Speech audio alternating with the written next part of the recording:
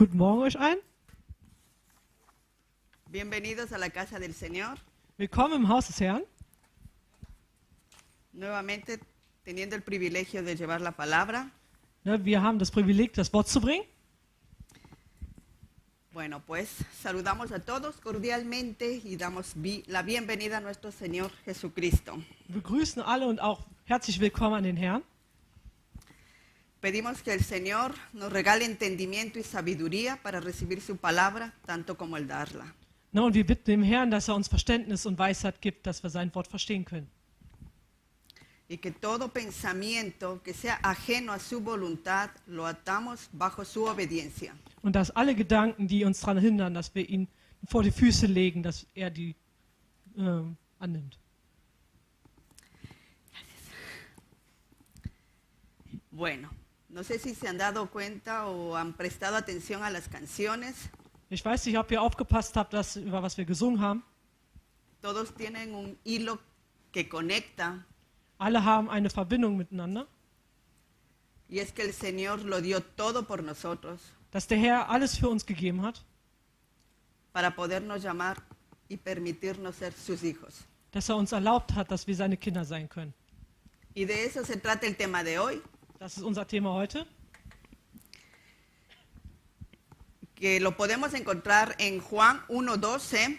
Dass wir in Johannes 1,12 lesen können.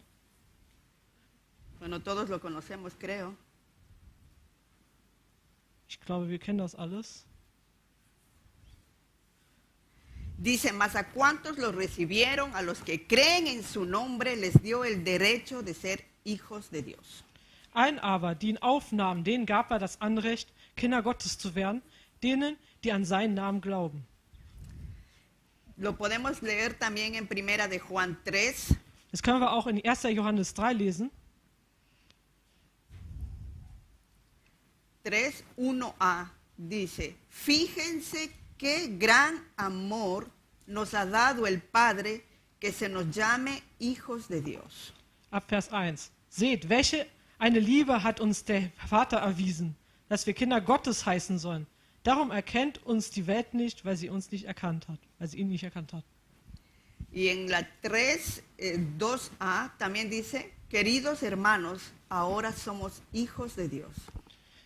Geliebte, wir sind jetzt Kinder Gottes. Dios creó a todos los seres humanos, pero no todos son sus hijos. Der Herr hat die ganze Schöpfung erschaffen, aber nicht alle sind seine Kinder. Para llegar a formar parte de la familia de Dios, Halt eben Teil dieser Familie Gottes zu sein, hay una manera única, gibt es nur eine einzige Möglichkeit. solo una posibilidad, Es gibt nur wirklich diesen einen Weg, y es nacer de nuevo. und zwar neu geboren zu werden. Todos, con el primer nacimiento, formamos parte de una familia natural, humana. Mit der ersten Geburt, die wir hier haben, bekommen wir eine natürliche Familie. Pero para convertirnos en la familia de Dios, Aber uns halt eben Teil der Familie Gottes zu werden, o sea, en sus hijos, also zu seinen Kindern zu werden, es solo mediante la fe en nuestro Señor Jesucristo. ist der Glaube an den Herrn Jesus Christus notwendig. Los lazos familiares sanguíneos de familia, de sangre, Diese Bande der Familie, ¿no? Esos son terrenales, se terminan. sind erdisch, die gehen irgendwann zu Ende. So. Se pueden terminar a lo mejor con un divorcio, Die können zum Beispiel enden mit einer Scheidung se puede terminar con la muerte del padre, de la madre, de los hijos. oder mit dem Tod einer Familienmitglieder, Eltern, Kinder. Esa conexión se puede terminar. Also diese Verbindung kann enden. Pero en cambio, la relación, el aceptar Dios como hijos, Aber im Gegensatz dazu, den Herrn anzunehmen als Gott, esto es para la eternidad. das ist für die Ewigkeit. Y nosotros aquí estamos preparándonos para vivir en la eternidad. Und wir bereiten uns hier schon vor, um in der Ewigkeit zu leben. Porque sabemos que los días aquí en la tierra son contados.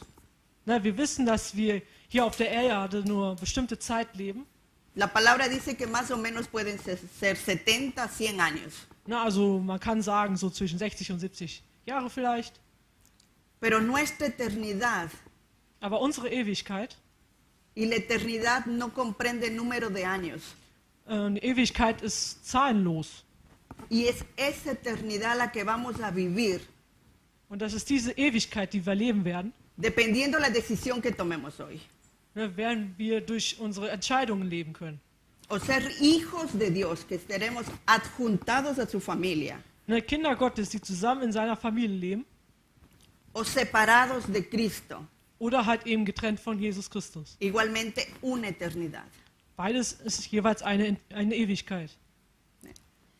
O sea que con esto el Señor nos dio un nuevo nombre, Also damit hat uns der Herr einen neuen Namen gegeben. hijo, hija. Tochter, Sohn. Eso es lo que somos cuando aceptamos a Jesucristo, hijo o hija. Das sind wir, wenn wir den Herrn Jesus Christus angenommen haben. Tochter und Sohn. ¿Eh? No sé si se han dado cuenta en las prédicas anteriores, tanto en las que hizo Thomas como en la que hizo Alex, Ja, ihr wisst nicht, ich weiß nicht, ob ihr mitbekommen habt von den Predigten, die Thomas und Alex gegeben haben. habló acerca del nombre, de la importancia del nombre. War wichtig der Name, den wir haben. Y vemos que el Señor dio nombre a toda cosa creada. Und der Herr hat alles, oder jeder einzelne Teil der Schöpfung einen Namen gegeben. Y también en momentos específicos en la historia de la Biblia, Él cambió o modificó nombres. Ne, und auch in der Geschichte, in der Bibel können wir sehen, dass Gott mit der Zeit Namen auch geändert hat. ¿Eh? Y vemos que el nombre es de suma importancia, Ne, und der Name ist wirklich sehr wichtig, ¿eh? Porque eso es lo que nos identifica, weil das ist unsere Identität. lo que nos identifica que pertenecemos a una familia. Ne, die identifiziert uns, dass wir zu einer Familie gehören. Y eso es lo que también ahora vamos a ver, qué es lo que nos está identificando y a qué familia estamos perteneciendo. Und das wollen wir jetzt gucken. Zu welcher Familie gehören wir? Wohin gehören wir? ¿Eh? A los inicios de tiempo, por ejemplo, como Alex dijo, Ja, zu Anfang, als der Alex gesagt hat, estaba pensando en qué nombre ponerle a su hijo. hat er überlegt, welchen Namen kann er seinen Sohn geben. Lo mismo hacían nuestros padres al escoger nuestro nombre. Ne, so haben es auch unsere Eltern gemacht, als sie überlegt haben, welche Namen wir bekommen. Pero el Señor, Padre eterno, creador, Na, aber der Vater, der ewige Gott, Él también estaba pensando en el nombre que nos iba a dar. hatte auch über unsere Namen nachgedacht. ¿Eh? Y dice que lo estaba pensando antes de la formación de los mundos. Ne, und der steht geschrieben, dass er unsere Namen noch vor der Welterschaffung festgelegt hatte. Eso está escrito en Efesios 1, Das steht in Epheser 1, que no lo vamos a leer, pero para que lo anoten. ne, zum Aufschreiben. Tomás habló acerca de Abraham. Ja, und Thomas hatte über Abraham gesprochen. ¿Eh? El nombre original de él era solo Abraham, Ne, und der Originalname von Abraham war Abram. que significaba Padre excelso, Was heißt das? Padre exaltado. Also das bedeutet der Vater erhobener Vater. Y dice la historia, Und es sagt die Geschichte, va a ser un breve resumen porque es la historia que dijo Tomás. ¿Eh? ne, also wir machen jetzt gerade eine Zusammenfassung von Thomas Geschichte. Dice que el Señor lo llamó Ne, sagt, dass der Herr hat ihn berufen y le dijo que salga de cierto lugar. und hat ihm gesagt, er soll mal bitte aus dem Ort weggehen, wo er gerade war. Y le mostró dónde tiene que ir. Und hat ihm gezeigt, wo er hingehen soll. Y en ese momento ya le dio una promesa. Und an diesem Punkt hatte er ihm schon eine Verheißung gegeben. Bueno, ahí se puede leer la historia desde Génesis 12 hasta el 17, está toda la historia de Abraham. Ne, in 1. Mose kann man die Geschichte lesen. ¿Eh? Pero para que realmente Abraham empiece a vivir en las promesas, Aber ab dem Moment, oder ab wann der Mose wirklich in seiner Verheißung leben sollte, der Abraham, pasaron 24 años desde que fue llamado, waren aber 24 Jahre, nachdem er gerufen wurde. hasta el momento exacto en que Dios le cambió el nombre. Ab dem Moment an, wo Gott ihm den Namen geändert hat. ¿Eh? El nombre de Abraham Der Name von Abraham significa padre de multitudes, bedeutet Vater der Mengen, padre de naciones. der Vater der Nation. Bueno, ya conocemos la historia en sí de Abraham, que es conocido como el padre de la fe, Ne, wir kennen die Geschichte von Abraham, er ist der Vater des Glaubens. pero vemos ahí un cambio drástico desde el momento en que el Señor decide cambiarte el nombre. Na, aber wir sehen einen krassen Unterschied, wenn in dem Moment, wo der Gott ihm den Namen ändert. Y eso es lo que pasa en nuestras vidas cuando Él decide cambiar y adoptarnos como hijos suyos. Und das passiert auch, wenn er entscheidet, dass wir seine Kinder werden. Cuando nacemos espiritualmente, Wenn wir geistlich geboren werden, recibimos un nombre de familia. erhalten wir einen Familiennamen. Pertenecemos a la familia de Dios. Wir gehören der Familie Gottes. Tenemos privilegios familiares. Wir haben familiäre Privilegios. Privilegien. Y también dice que se nos dará una inmensa riqueza. Und er sagt auch, dass wir einen großen Reichtum bekommen. Pero no a la riqueza que humanamente significan, ¿eh? Na, also jetzt kein Reichtum, was menschlich gesehen jetzt bedeuten soll. No, aquí no estamos hablando de dinero o algo por el estilo. Also wir reden jetzt nicht über Geld oder sowas. No, estamos hablando de las riquezas de su gracia, Wir reden über seine Reichtümer seiner Gnade, de su bondad, von seiner Güte, de su paciencia, von seiner Geduld, de su gloria, de su sabiduría, de su poder von seiner Gnade und von seiner Herrlichkeit y de su gran misericordia. und von seiner großen Barmherzigkeit. Pero aparte de todos estos derechos, privilegios, también tenemos responsabilidades. Und neben den ganzen Privilegien, die wir haben, haben wir aber auch einige Pflichten. ¿Eh? Y muchas veces nosotros solo queremos vivir y coger los privilegios, Und manchmal leben wir so, dass wir nur die Privilegien haben möchten, porque solo así aceptamos ser hijos de Dios. weil so können wir halt eben die Geschenke Gottes genießen, Como hijos de Dios. als Kinder Gottes. ¿Eh? Pero también tenemos responsabilidades. Aber wir haben auch Verantwortung. Antes nuestra identidad, Bevor wir eine Identität haben, nuestro carácter, nuestra personalidad muss unser Charakter, unsere Persönlichkeit, estaban bajo condena, dice la palabra. steht geschrieben, dass sie verflucht war, Estaba bajo sentencia de muerte. stand unter dem Tod. Estábamos separados de Cristo, Wir waren getrennt von Gott ya que nuestro nombre anterior, und so wie unser Name, der vorher bestand, la palabra dice que era miserable, sagt die Bibel, war furchtbar, pecador, sündhaft, desobediente, ungehorsam, esclavo, Sklave, infelices, unglücklich. y podemos seguir una lista. Und wir könnten auch weitermachen mit der Liste. En Efesios 2:3c In Epheser 2,13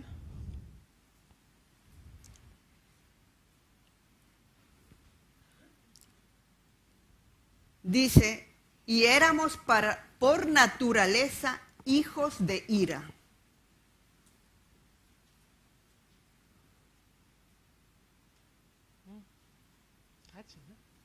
Efesios 2:3. 3. Ja, Vers 3. la parte última. Und wir waren Naturkinder des Zorns, wie auch die anderen. En Salmos 14:3, In Psalm 14,3 ya, 3 dice, pero todos se han descarriado, a uno se han corrompido, no hay nadie que haga lo bueno, no hay uno solo. Sie sind alle abgewichen, allesamt verdorben. Es gibt keinen, der Gutes tut, auch nicht einen einzigen. Éramos descarriados, éramos corrompidos. Also wir waren alle samt verdorben.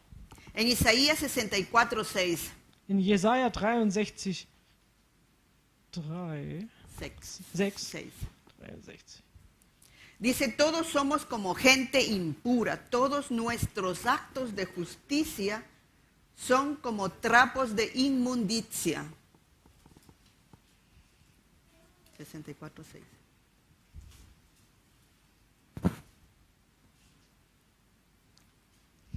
Und da war niemand, der deinen Namen anrief, der sich aufmachte, um dich zu ergreifen, denn du hast dein Angesicht vor ihm verborgen. 64:6. Denn du hast dein Angesicht vor ihm verborgen und uns dahingegeben in die Gewalt unserer Missetaten. En Efesios 2:1 dice, en otros tiempos estábamos muertos en nuestras transgresiones y pecados. Und in Epheser Es vaya ahí. 2,1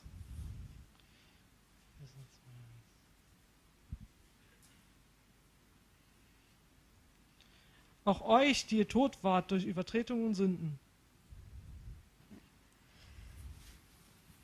Eso significa que éramos hijos del diablo. La palabra lo dice, no lo estoy diciendo yo. Ja, und das bedeutet alles, dass wir Kinder des Teufels waren. Steht hier irgendwo in der Bibel auch mit drin. Está en Primera de Juan 3:8-10. Das steht in 1. Johannes 3, 8-10. 8 bis 10.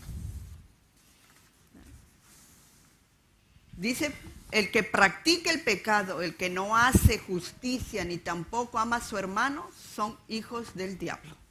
Da steht geschrieben, dass wer die Sünde tut und auch seinen Bruder hasst, der ist ein Sohn des Teufels.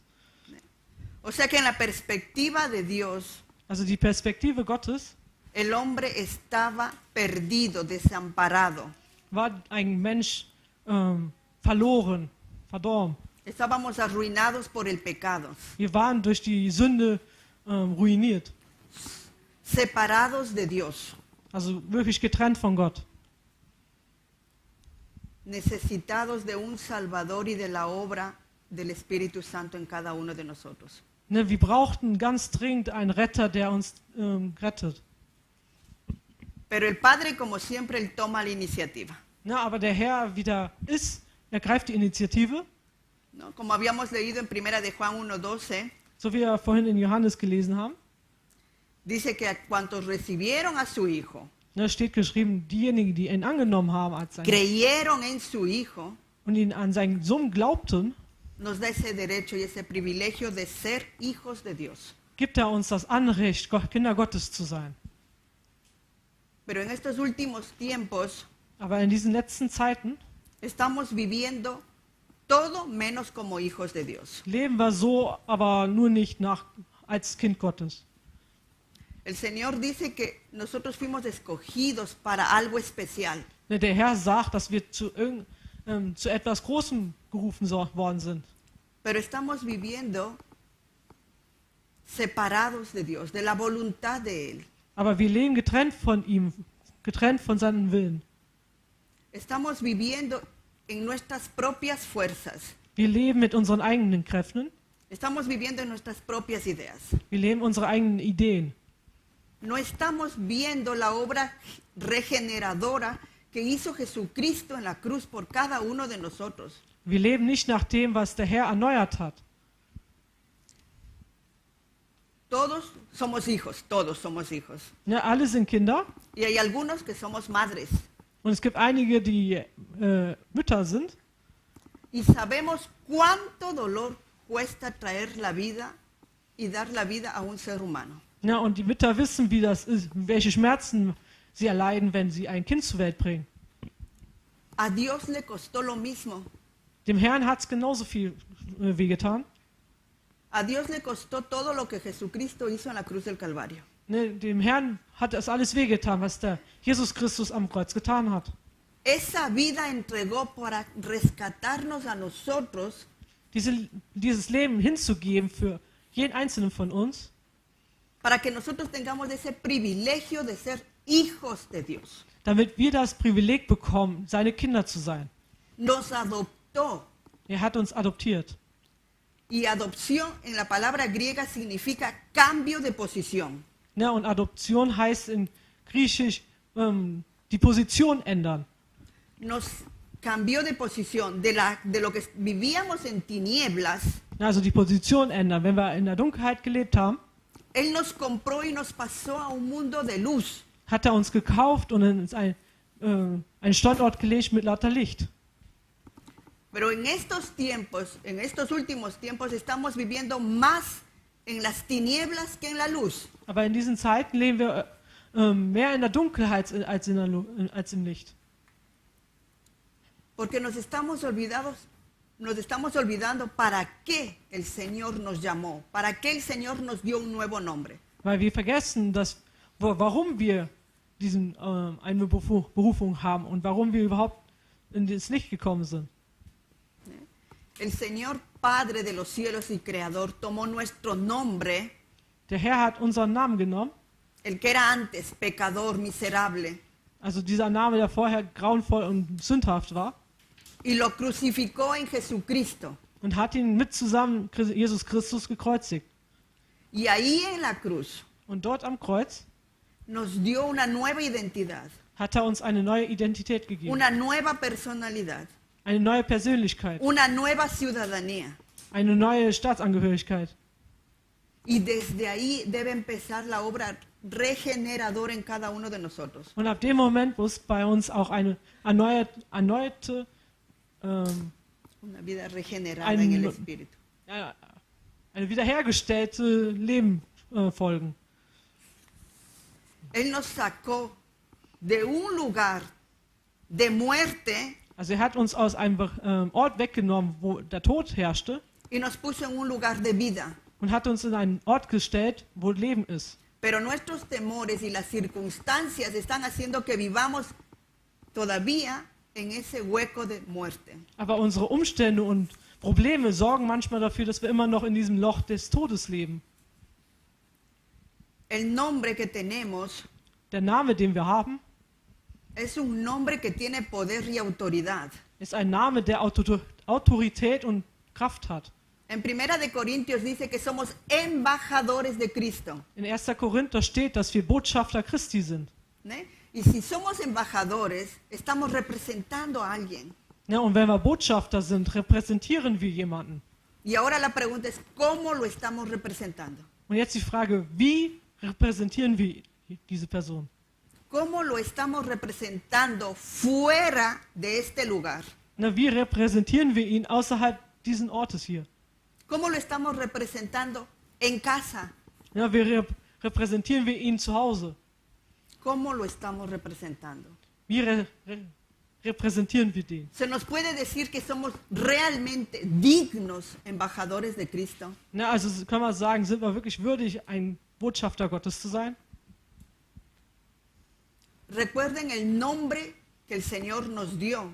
Erinnert euch an den Namen, den der Herr uns gegeben hat. Hijos, Kinder. hijos. ¿né? Dice que antes no éramos pueblo, No, pero es- ahora somos el pueblo de Dios. Also vorher steht, dass wir vorher nicht sein Volk waren, aber jetzt sind wir sein Volk. Eso está en Primera de Pedro 2:10. Das steht in 1. Petrus 2,10. Dice, antes no habían recibido misericordia, pero ahora ya lo han recibido. Euch, die ihr einst nicht ein Volk wart, jetzt aber Gottes Volk seid. Antes no habíamos recibido misericordia también. Und einst nicht begnadigt wart, jetzt aber begnadigt seid. ¿né? Antes vivíamos fuera de la misericordia del Señor. Vorher haben wir außerhalb der Gnade Gottes gelebt. Antes éramos solo la creación del Señor. Vorher waren wir nur die Schöpfung Gottes. Hasta el momento en que decidimos entregar nuestras vidas al Señor Jesucristo. Bis zu dem Moment, wo wir entschieden haben, dass wir unser Leben ihm hingeben wollen. Así como dijo Andreas minutos antes en la alabanza, Wie wir vorhin in der Lobpreiszeit auch gesagt haben, que el Señor vino, nos buscó, nos encontró. dass der Herr uns gesucht hat und uns auch gefunden hat. Porque no estaba en nuestra intención buscarlo. Weil wir hatten keine Absicht, ihn zu suchen. Porque estábamos cómodos donde estábamos. Wir waren da bequem, wo wir waren. Pero el Señor dejó las 99 Ne, der Herr hat die 99 stehen lassen y vino y nos escogió a cada uno de nosotros. und hat jeden einzelnen von uns gesucht. Todos que éramos antes pecadores. Ne, jeder von uns, der vorher Sünder war. Vino, nos cogió, nos limpió, nos purificó, nos santificó. Ne, der hat uns hinterher gereinigt, geheiligt und für ihn hingestellt. Para que podamos estar delante de su presencia Damit wir vor seiner Gegenwart stehen können, limpios sauber. y que realmente podamos sentir eso de ser hijos amados. Ne, und dass wir da wirklich diesen spüren können, dass wir geliebte Kinder sind. Hijos escogidos. Ne, Kinder, die ausgewählt worden sind. Hijos que tienen un propósito, Ne, Kinder, die eine Absicht haben, pero un propósito para hacer restablecer aquí en la tierra su reino. ne, aber die Absicht haben, hier auf dieser Welt Gottes Reich aufzubauen. Pero nos hemos conformado simplemente con aceptar a Cristo y decir que ya soy hija de Dios. Ne, aber wir haben uns einfach bequem hingesetzt und gesagt, wir haben Gott angenommen, fertig. Y no es eso. Aber das ist nicht alles. El pastor se ha tomado tiempo Ne, der Pastor hat sich Zeit genommen, y llevamos 2 años llevando a hacer el estudio ne, und jetzt 2 Jahre, dass wir da ein Bibelstudium machen, donde que él está hablando específicamente de todo lo que implica ser un hijo de Dios. ne, was wirklich beschreibt und da zeigt, was ein Kind Gottes heißt. Un verdadero hijo de Dios, no solo uno que acepta y ya. Also ein richtiger Kind Gottes und nicht einer, der einfach nur mal sagt ja und dann war es das. Y estamos aprendiendo acerca de la integridad, Und wir lernen auch über Integrität, de cómo debe ser nuestro corazón hacia el Padre wie unser Herz sein muss gegenüber unserem Vater y hacia nuestros hermanos. und auch gegenüber unseren Geschwistern. Cómo debemos dominar nuestras acciones que antes nos llevaban al mal. Na, wie wir unsere Verhaltensweisen dominieren müssen, damit sie uns nicht dahin führen, wo wir vorher waren. Porque no es simplemente venir a aceptar a Cristo Weil das y ist nicht, quedarnos cómodos. und es ist halt eben nicht so, dass wir einfach Christus annehmen sollen und dann hinterher uns bequem hinsetzen. Hermanos, estamos llamados a ser hijos de Dios. Geschwister, wir sind berufen, Kinder Gottes zu sein. Volvamos nuestra mirada a la cruz Dass wir unseren Blick wieder zum Kreuz wenden. y entendamos realmente qué es lo que pasó ahí. Damit wir verstehen, wirklich verstehen, was dort passiert ist. Jesús amaba tanto a su Padre Jesus hat so sehr seinen Vater geliebt, que su obediencia le llevó a la muerte. dass sein Gehorsam ihn den Tod brachte. Y aún la muerte por nosotros que éramos pecadores. Na, dieser Tod, der eigentlich uns gegolten hat als Sünder. Para llevarnos a una vida eterna. Damit er uns in ein ewiges Leben führen kann. Porque la decisión que tomemos cada día en ser hijos de Dios, Weil die Entscheidung, die wir jeden Tag treffen, seine Kinder zu sein, eso es lo que va a determinar en qué punto tú vas a estar en la eternidad. ne, entscheidet darüber, wo sind wir in der Ewigkeit. Porque la eternidad estará con Dios o sin Dios. Weil die Ewigkeit wird sein, ob es mit Gott oder ohne Gott ist. Y es tiempo, y el tiempo apremia en que debemos escoger Weil das ist sehr wichtig, dass wir jetzt diese Entscheidung treffen. si decido ser realmente hijo de Dios. Wenn wir uns entscheiden, wirklich Kinder Gottes zu sein, Tengo que ir con las consecuencias de lo que significa eso. müssen wir mit den Konsequenzen leben, was das bedeutet. A Jesucristo, que fue hijo de Dios, Ja, Jesus Christus, der ein Kind Gottes war, la consecuencia por obedecer a su Padre le costó la muerte y en la cruz.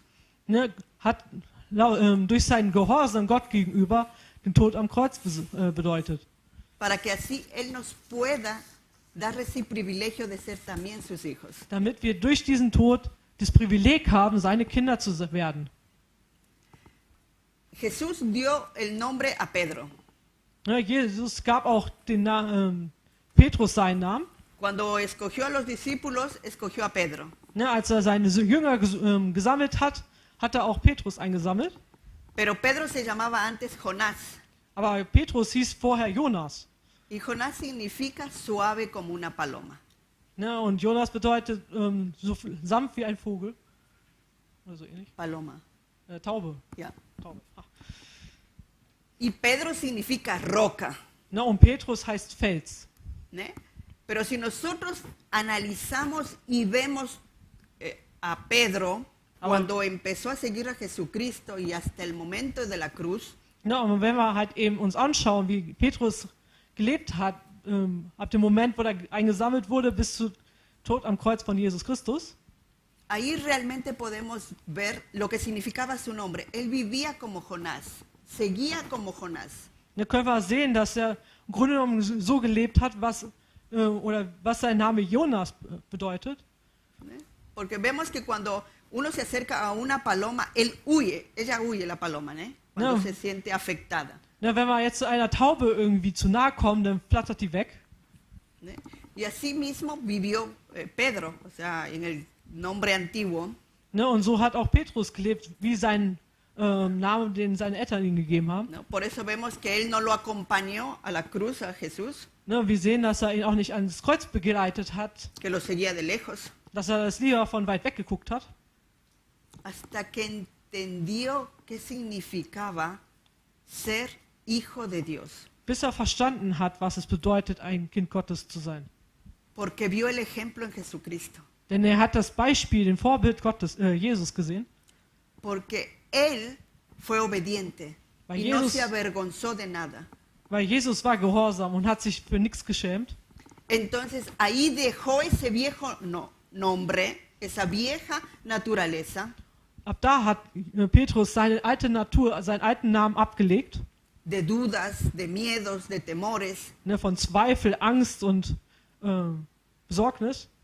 Y dice que se revistió. Ahí empezó realmente a florecer Pedro. Na, und ab dem Moment scheint der Petrus auferstanden zu sein. Porque Jesús cuando llamó a Pedro le dijo, sobre ti edificaré mi iglesia. Weil Jesus hinter ihm zu ihm sagt, auf dir werde ich die Gemeinde aufbauen. Pero hubo un cambio drástico en Pedro. Aber es gab eine riesen Verwandlung in Petrus. Él vio cómo Jesucristo fue a la cruz del Calvario. Er hat gesehen, wie Jesus Christus am Kreuz gestorben ist. Él lo vio cuando fue azotado, Ne, er hat gesehen, wie der lose gemacht wurde, cómo fue menospreciado. ihn abgelehnt wurde. Y eso es ese impacto es lo que dio el cambio en Pedro. Und dieser Eindruck, den er bekommen hat, hat Petrus geändert. Que no le importó también a él morir crucificado. Dass ihm auch egal hinterher war, gekreuzigt zu sterben. Y lo mismo pasó con los demás apóstoles, Und das Gleiche ist auch den anderen Aposteln geschehen, que entendieron verdaderamente el significado de ser hijos, de ser embajadores del Salvador. ne, die wirklich verstanden haben, was es heißt, Botschafter und Kinder Gottes zu sein. Todos murieron de maneras que no se pueden imaginar. Ne, alle sind gestorben auf grausame Art und Weise, Fueron cortados la cabeza, ne, enthauptet, fueron crucificados, gekreuzigt, fueron apedreados, gesteinigt, porque entendieron el significado de ser hijo de Dios. weil sie verstanden haben, was es heißt, Kinder Gottes zu sein. Y nosotros lo tomamos tan a la ligera Und wir nehmen das manchmal so sehr auf die leichte Schulter, que no estamos viviendo como nos está llamando el Señor. dass wir nicht leben, wie der Herr es möchte, wie wir es machen. Muchas veces vivimos en nuestra vieja naturaleza. Oft leben wir noch in den alten Ich, Pero en el mundo espiritual, hermanos, debemos entender una cosa. aber im geistlichen Bereich müssen wir einiges verstehen. O somos hijos de Dios Entweder sind wir Kinder Gottes o somos hijos del diablo. oder wir sind Kinder des Teufels. Y todos somos pecadores, hermanas. Und jeder von uns macht Pero el Sünde. momento en que hemos aceptado y entregado nuestra vida al único Wir sind Sünder. Und in dem Moment, wo wir ihn annehmen, hemos sido cambiados, revestidos. wurden wir verändert. Wir wurden neu angezogen. Debemos vivir en esa nueva identidad que el Señor nos dio. Wir müssen in der neuen Identität leben, die Gott uns gegeben hat. Debemos vivir en ese nombre que el Señor puso sobre nuestras cabezas. Dass wir den Namen leben, den der Herr uns auf die Stirn geschrieben hat. Dice que debemos resistir al enemigo Er sagt, dass wir dem Feind widerstehen müssen y él huirá de nosotros. und der Feind wird vor uns fliehen. Nosotros cada día tenemos esa lucha, Jeden Tag haben wir diesen Kampf, pero cada día podemos salir victoriosos, podemos salir vencedores aber jeden Tag können wir siegreich als Sieger hervorgehen, si yo me paro y digo, soy una hija de Dios y aún si tengo temores, estoy con el Señor y Él me va a ayudar. dass wir hier stehen können und sagen, wir sind Kinder Gottes und auch egal, ob da irgendwelche Ängste kommen, wir können in Christus überstehen.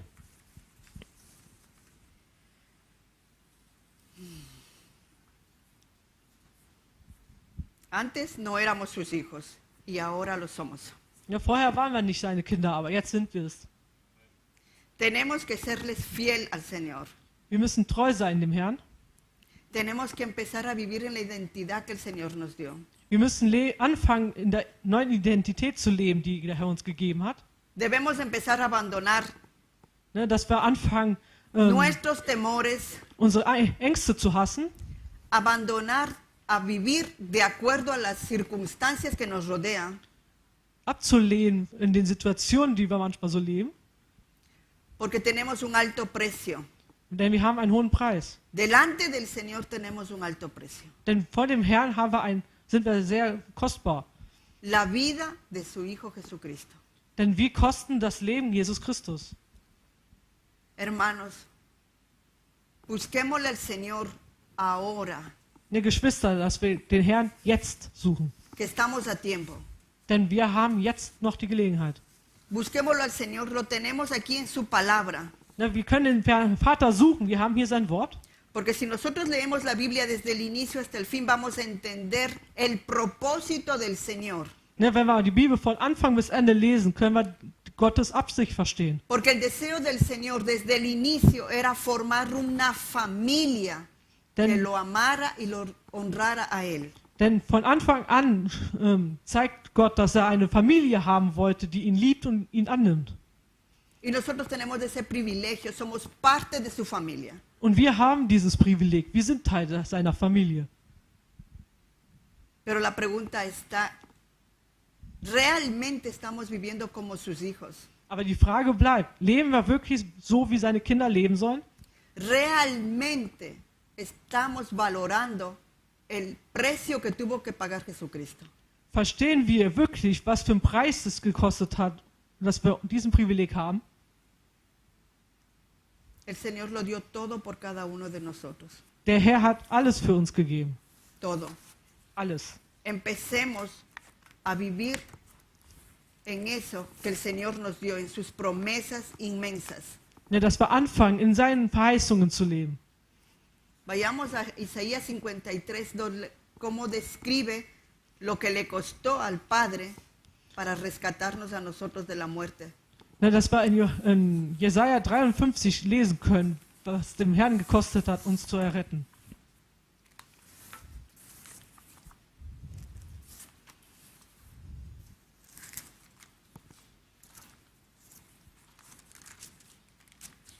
Ahí está toda la descripción de todo lo que Jesucristo tuvo que pasar por rescatarnos a cada uno de nosotros. Weil hier können wir lesen, was das Leiden Jesus Christus war, was er für uns gelitten hat.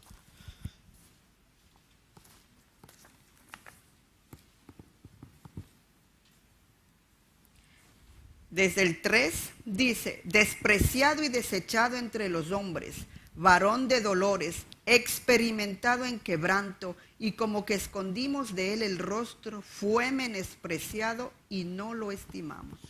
Zum Beispiel ab Vers 3. Verachtet war er und verlassen von den Menschen. Ein Mann, der Schmerzen und mit Leiden vertraut. Wie einer, vor dem man das Angesicht verbirgt, so verachtet war er, und wir achteten ihn nicht. Ciertamente llevó él nuestras enfermedades y sufrió nuestros dolores, y nosotros le tuvimos por azotado, por herido de Dios y abatido. Fürwahr, er hat unsere Krankheit getragen und unsere Schmerzen auf sich geladen. Wir aber hielten ihn für bestraft, von Gott geschlagen und niedergebeugt. Todos nosotros nos descarriamos como ovejas, cada cual se apartó por su camino, mas Jehová cargó en él el pecado de todos nosotros. Doch er wurde um unserer Übertretungen willen gesport, wegen unserer Missetaten zerschlagen, die Strafe lag auf ihn, damit wir Frieden hätten, und durch seine Wunden sind wir geheilt worden. Ja, ich sehe es gerade. Wir alle gingen in die Irre wie Schafe. Jeder wandte sich auf seinen Weg, aber der Herr warf unser aller Schuld auf ihn. Y el 7 dice, angustiado él y afligido, no abrió su boca, como cordero fue llevado al matadero, y como oveja delante de su trasquilador, enmudeció y no abrió boca. Er wurde misshandelt, aber er beugte sich und tat seinen Mund nicht auf, wie ein Lamm, das zur Schlachtbank geführt wird, und wie ein Schaf, das verstumpft vor seinem Scherer und seinen Mund nicht auftut.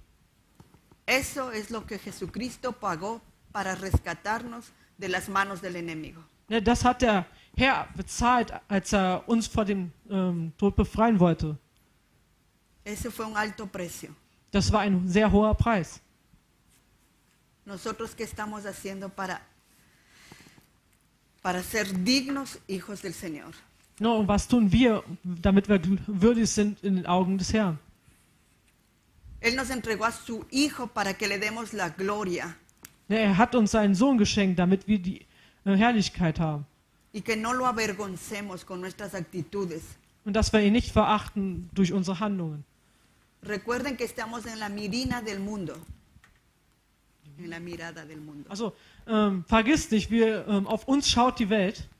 Porque nosotros somos espejo de lo que les podemos decir que somos hijos de Dios. Weil wir sind diese Spiegel, damit wir sagen oder zeigen können, dass wer Gott ist. ¿Cómo podemos hablar del Señor si nosotros vivimos llenos de miedos? Na, wie können wir den Leuten von Gott erzählen, wenn wir in Ängste leben? ¿Cómo podemos decir que el Señor da libertad si vivimos encarcelados dentro de nuestras preocupaciones? Na, wie können wir den Leuten sagen, dass es in Gott Freiheit gibt, wenn wir eingepfercht in irgendwelchen Problemen stecken? ¿Cómo podemos hablar al mundo de paz si vivimos entre nosotros en peleas? Na, wie können wir der Welt sagen, dass Gott Frieden bringt, wenn wir selber total zerstritten sind? Somos el espejo, hermanos. Wir sind diese Spiegel, Geschwister. La palabra dice que debemos llegar a ser semejanza de Jesucristo. Ne, das Wort sagt, dass wir halt eben diese Spiegelbilder Gottes sind.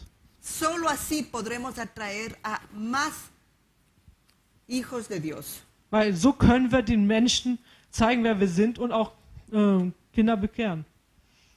Solo así, hermanos.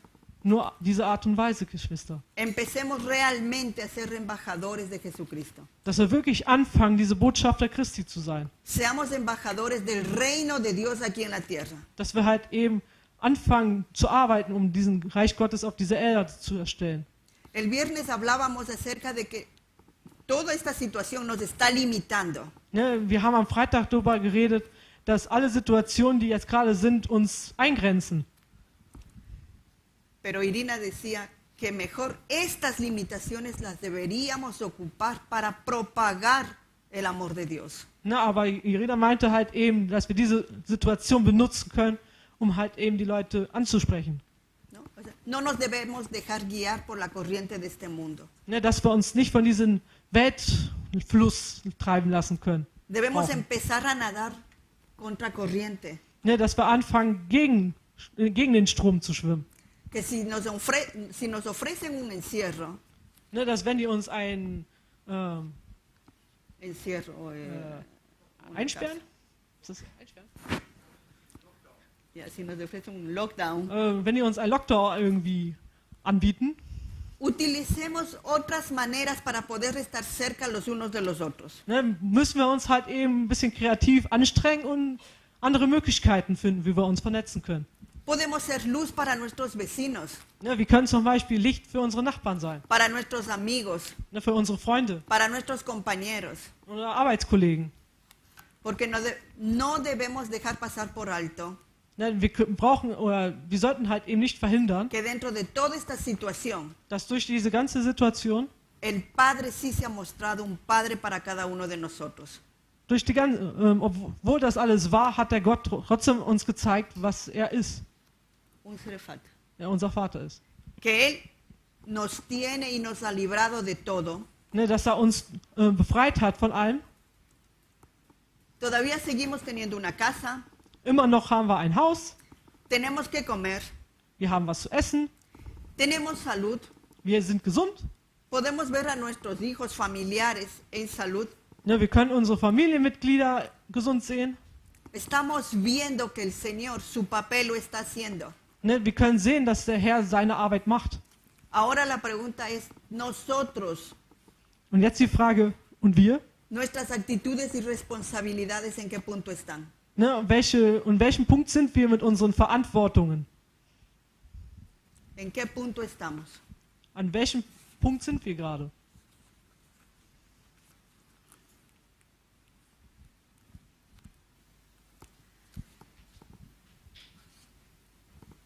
Que el Señor nos muestre su gloria Dass der Herr uns seine Gnade zeigt y que entendamos que aún nosotros, siendo pecadores, und dass wir, obwohl wir Sünde tun,